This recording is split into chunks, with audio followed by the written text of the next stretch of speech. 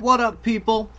I got another video for you today, the subject of which is X99 to infinity and beyond. Wouldn't that be cool? We're going to find out if that's the case today. Now, I don't have a huge battery of tests for you. This is just a little bit of a example, we'll just say. So let's get rid of our example photo here, and we'll bring up CPU-Z right away, and we'll see what we're working with. So move that where we can see it best. Now, the processor I have for us today is a 5930K. I have overclocked it to 4.5 gigahertz at 1.32 volts, and that makes it quite toasty. My cooling solution isn't fully adequate, so we might see that processor temp kind of creep up there today, but this is just a test, so it'll just have to live with it for today. Let's see what else we got going on. This is a X99 A Asus board. We've got Corsair Dominator RAM and 3000 megahertz variety, running 15 clocks, so pretty good stuff. We have got a NVIDIA GTX 2070 Super for our graphics solution today, and this monitor is a 16 by 900 resolution monitor, so it is not quite 1080p. So factor that in however you do. Without further ado, though, let's get to the benchmark and see what this thing's got. Let it run here. I'm excited.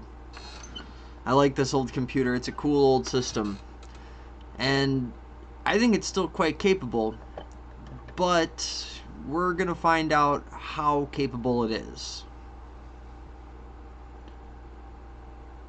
Alright, so it looks like we got our score here. Let's go ahead and compare that right away just against the top of the chart, just see where we're at. Looks like we got just under half of the single processor performance that we're missing from 13900K. So that is a dang fast chip, no doubt about it. What else do we got going on? What else can we see? Whoa, that's a big difference. Now, I think, even though this was supposed to be Intel's enthusiast solution, and it was supposed to have all the cores, and there's Intel versions that have more cores, and you'd probably see a higher multi-thread score. There's even the 5960X version of the processor that is a 10-core 20-thread version. So I mean, there are higher multi-core scores that we can see, and we'll look down in the CPU-Z chart to kind of take a peek at that. But I think the 5930K is a good kind of middle of the road, a good way to test it, and we are running a stinking fast processor with good RAM. So I mean, this is going to be a pretty good test for the capabilities of the platform. And you got to ask yourself, how much do you want to invest? Like, not a lot of X99 boards that you find on eBay are going to come with a 6950 attached to them for a reasonable price. I mean, you're probably going to, have to source that processor secondhand maybe. Let's keep moving down the chart though without, I'm dialoguing too much here. So we got a 3950X. This is kind of interesting to me because it's actually really comparable single core performance, and that's not that old of a chip. So already we're seeing some pretty similar single core performance, and that might bode well for our 5930K here. And our multi-core performance is still a huge far cry from each other. I mean, boy, what a gap. But, this is a 3950X, so I mean, let's keep moving down. So we got the 14600K, just stinking fast in that single core again, and even the multi-core is just huge gulf. I mean, it's impressive, the differences in these modern chips. But the question is it necessary, especially the multi-core, especially for gaming? That's the real question today. So now that we're getting down into this chart a little bit, we're actually starting to get pretty close to what we're seeing from our 5930 here. We're actually right on the money, looks like. Just a 5% difference in that single core. And the multi-core isn't the biggest gulf at this point either. Like I said, there's some better versions of these chips out there with a few more cores, and heck, maybe with a real fancy cooling solution, you might even be able to get 4.7 regularly out of the thing. I mean, these things overclock. That's for sure. They're fun chips to mess with. 9900K. Interesting comparison here. Still a bit off. Take a look at that. What do we got? What's the scores? I don't know. I mean, these things might bode well for us. Now that we're getting down to the 2700, What does it take? So here at the 8700K, this is kind of an interesting place to stop off. 8700K. Now I'm sure a lot of people still have those chips, and probably even have chips less powerful than that. And without overclocking it, we're actually seeing just about dead even performance between these two. And this also brings us to the 5960, which shows us where we came from in that single core. I mean, we overclocked our way through 34% of increased performance. That's pretty impressive. And we've actually been able to match and surpass by 5% the multi-core. So I mean, you know, it's looking good in a way. In a way, it's looking good. You know what I mean? So let's pull up 3D Mark and let's run a Steel Nomad test, and we'll just see what we can see from that. Now, Steel Nomad's not my favorite benchmark to run. It's very demanding, so you know we're probably not going to see very high frames from it. But hopefully we can learn a few things. You know, this will give us a number to look at, I guess. So we'll let this run through. Shouldn't take too long, and we'll just see what we can see about the performance. Hey.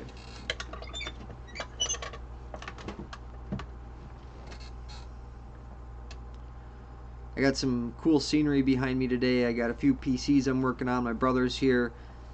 Had some power supplies go out in them. Very odd situation to have two PSUs fail in two different computers, you know, in a relatively short period of time.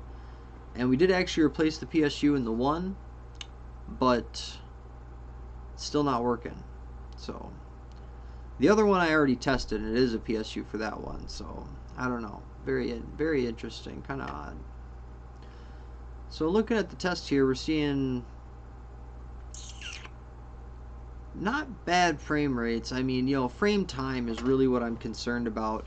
And something I find interesting is all the little spikes that we see, and we do see a few larger, you know, movements, but overall I think we're looking really excellent, you know, just as far as the frame time graph goes. And you know, the processor utilization for this test is really low. So I feel like this is telling us maybe a bit more about our 2070 Super than a whole lot else. But hopefully it's going to give us a bit of a complete picture at the end of it.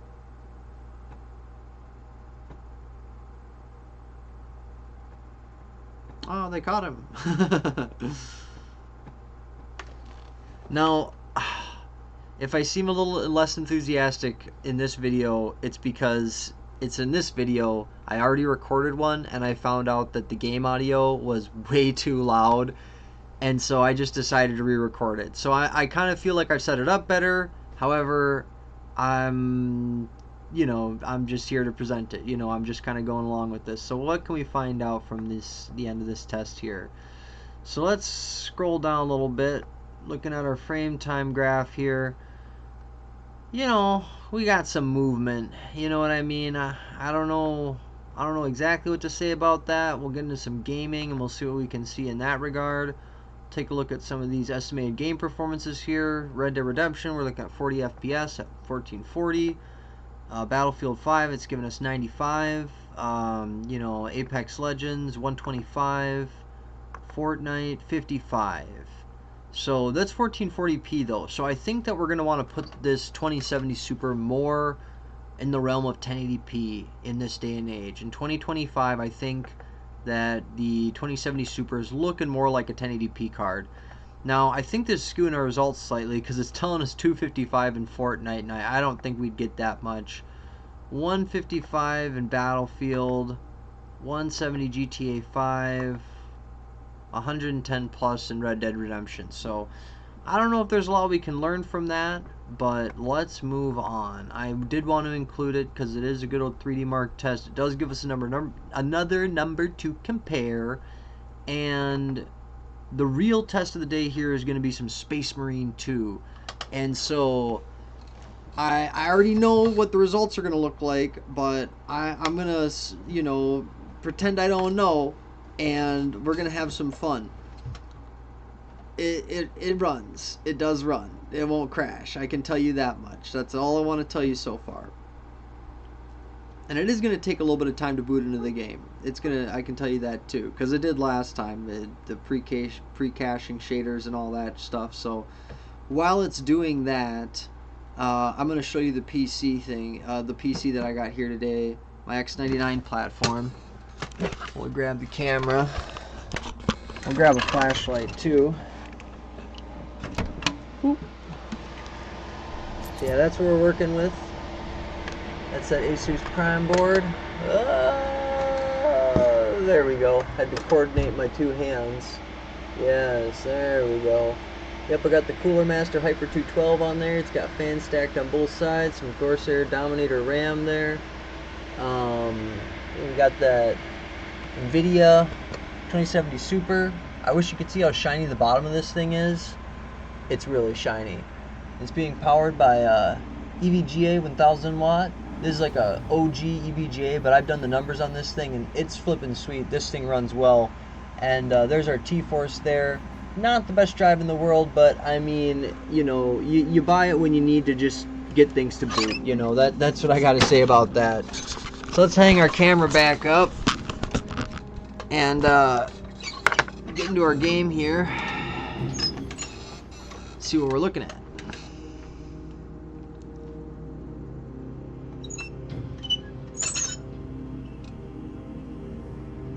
Now, I'll give you a little bit of history. So I bought this computer back in, I think it was 2023, or maybe like the end of 2022 or something like that.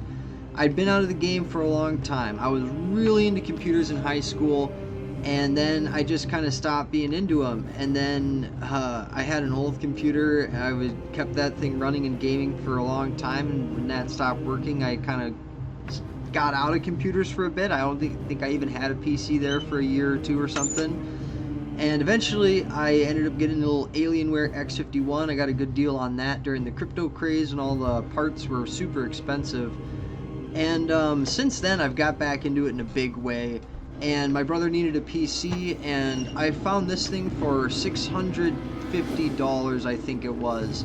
And at the time that seemed like an okay deal, but over time I've come to question it because, you know, as a person does, they say, well, hey, I see how cheaply I can get, you know, AM4, or I see how cheaply I can get, you know, the 12th gen, you know, an i3 or an i5. And you wonder, like, was it really wise to get an X99 system? Oh, this is a really cool sequence. You guys will love this. I had to figure out what was going on in the game. I'm like, where do they want me to run? I think this will be a pretty good test too. I mean, it's a cutscene, but you know, all the cutscenes in the game are like, you know, rendered live or whatever. So I think this will give us a pretty good example of what we can see from the FPS too. Now, this will give me a chance too to tell you a bit about what I was seeing from the first test. Now, the first test, we were really coming through a lot of hordes. There was a huge amount of allied marines on screen, huge amount of enemies, and I was seeing processor utilization creep up to like 85%. It was kind of blowing my mind. Right now we're getting a nice 63, and it doesn't look all that bad, and our frame times are a great flat line, even with all these enemies on screen during this like action sequence in the game. But you know, yeah, like, I mean, the gameplay was dropping down to about 42 FPS the low. That was about the lowest I was seeing, but the processor utilization was going high, real high. And you know, we weren't getting the full graphics card utilization either. You know, it was kind of getting to more of like 80% utilization type deal. And you know, the frames were still okay. The game wasn't spiking all over the place. It wasn't unplayable by any means. The game still felt very smooth, in my opinion. And you know, it definitely kind of levels a person's expectations though, because it's like, I don't think I would continue to invest in this platform to try and get more performance in games like Space Marine 2. I think because it's smooth, I'm gonna just be satisfied, you know, getting 40-some FPS in different sequences of the game. I am bothered by how much utilization is required, because with my cooling setup, I'm getting into the high 80s on the temps at that point, which isn't so great for gaming. I'm pretty comfortable with being in the 70s and even the upper 70s into the low 80s, Once we get into the upper 80s, I start to feel a little squeamish about this as a long-term solution. So overall, I'd say I had a really good experience, gaming in Space Marine 2 here on X99, and I'm hoping we can get into a little bit more gameplay. I guess I was kind of wrapping up the mission. I've just been hitting continue for the different examples I've been doing. So hopefully we can get a little bit more gameplay going here to show off what some of the lows might look like, because like I was saying, it does dip down into the 42. It remains pretty smooth and very playable. Daphne's joining us. This is Daphne, by the way. But it definitely makes me question, like how much more can a person get out of the platform, and I also see it bottleneck the GPU pretty severely at that point too. So, these are all things to consider, and I guess the kind of conclusion that I'm getting to is, X99 to infinity and beyond, yes or no, and I guess I'd say it's really up to you. Now, me personally, there's a reason I built the white one back there for my brother after we got this one, because I was concerned to the point that I was like, nah man, it's not enough, you need a better processor. And I got him onto AM4, and I found a pretty good deal on some really premium parts, and spent quite a bit more money, especially setting up water cooling. If you've never done water cooling before, don't. Not because it's not super fun, or because it's going to leak, or any of the other concerns that you might have, because it's just not necessarily worth the cost. I tried to do it on the cheap, and I still spent a pretty solid amount of money doing it the way I wanted to, and buying all the fittings I needed and the radiators, and I probably actually need like at least one more radiator. So, it was fun. It was super fun, but it's definitely something to do when you're like balling, not when you're budgeting. I'm sure it could be done cheaper than I did it, but I did it the way I wanted to, and so it ended up costing me, even with quality but inexpensive parts. So yeah, we are starting to see a little bit of lows, but we're mostly in cutscenes right now. I already showed you the 3D mark. We already looked at the CPU-Z. I didn't have a lot for you today, because this was the one game that I had. So now we're seeing some of these lows, 48, 49. We haven't seen the processor utilization really jump up the way that I saw it did in the previous cutscene, and that was like, or not cutscene, but gameplay. And that was worst case scenario for sure. I mean, I think that was one of the most intense action sequences in the game, that you play through, and that, was in the previous gameplay that I recorded. And so, yeah, it probably wouldn't get much worse than that, but it definitely was showing age, and I'm sure that, you'd have a better time on a newer platform, and that's what I'd encourage. To me, X99 at this point is very similar to other enthusiast platforms like X58. There was a short period of time where these were looked at as budget systems and things to buy, to play mid-tier games, and they performed well, and even comparatively to, a lot of modern processors. And there was a YouTube craze for it. There was kind of like a sensation about how capable X99 was. The quad channel memory was playing in huge for it, you know what I mean? The Xeon basis, still being able to overclock the different Xeons. Some of the, 20 threaded processors that you could get, all that was pretty impressive. But it's not to infinity and beyond, in my opinion. There is a limit. The sky is the limit, and, Skylake? Probably not Skylake, but you know what I mean. It's reached its limit, I think. I think that we've gotten just about as far as we can with this. You can still game on it. You can still have a good time. But the kinds of GPUs that you're going to be able to pair with this, you're probably going to be limited to 1080p. And based on the, the processor itself, you're probably going to be limited to lower refresh rates. Like, you might be getting you know, in games like this, you know, you're going to be looking at, you know, kind of that 60, you know, with the 40 lows, you know, and the 70 to 80 highs. Oh shit, I'm just swinging at nothing. I'm looking at the Space Marine guy like, man, this guy's getting pelted as I'm getting pelted, but at least I was swinging, right? But anyways, ay.